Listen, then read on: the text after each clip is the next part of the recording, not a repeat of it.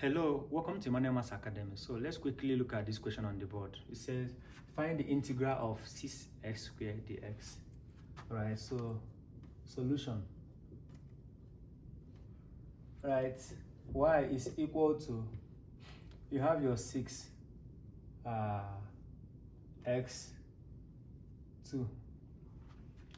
So what do? You add 1 with this, you add this with 1. Then you bring it down also, 2 plus 1 plus c.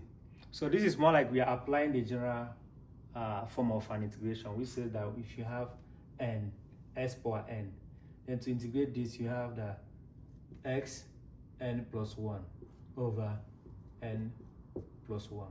So this is what we are doing. Right, so we are applying this here. So from this you have that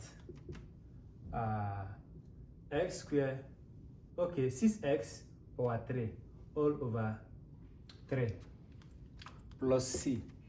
Then this will cancel out. You now have that your y is what? 2s power 3 plus c.